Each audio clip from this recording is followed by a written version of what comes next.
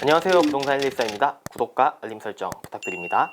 이번 주제는 임차기간 만료 후 보증금을 못 받은 채 이사해도 될까? 입니다. 만약 아직 보증금을 돌려받지 못했는데 급하게 이사를 가야 하는 상황이 발생하면 어떻게 될까요? 답부터 말하자면 굉장히 위험합니다. 이사를 가게 되면 기존의 임차인으로서 갖고 있던 대항력과 우선 변제권이 상실되기 때문입니다. 그렇다면 과연 이럴 경우 해결 방법은 없는 것일까요? 만약 임차기간 만료 후 임대인에게 보증금을 받지 못한 상황에서 이사를 가야 한다면 임차인은 관할 법원에 임차권 등기 명령을 신청하는 것이 안전합니다. 임차권 등기 명령을 신청한 후 법원에서 인정을 받으면 등기부 등본에 임차권이 기재되기 때문입니다.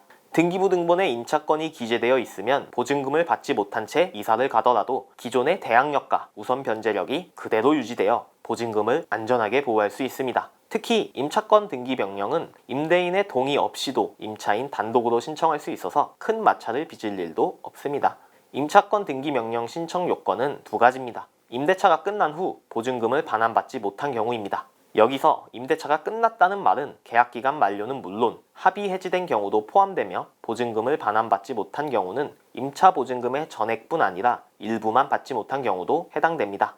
임차권 등기 명령 어떻게 신청할까요? 임차권 등기 명령을 신청하려면 신청서와 함께 등기부 등본, 임대차 계약서 사본, 주민등록 등본 등의 서류가 추가로 필요합니다. 보다 정확한 구비 서류는 관할법원 민원상담실에 문의하면 쉽게 안내받을 수 있습니다. 임차권 등기 명령을 신청할 때는 인지, 송달료, 등기 신청 수수료 등 지출되는 비용이 은근히 있는 편입니다. 참고로 임차권 등기 명령 신청 비용은 임대인에게 청구할 수 있으니 기억해 두세요. 임차권 등기 명령 절차 1. 관할법원의 임차권 등기 명령 신청 2. 법원의 심사 및 결정 3.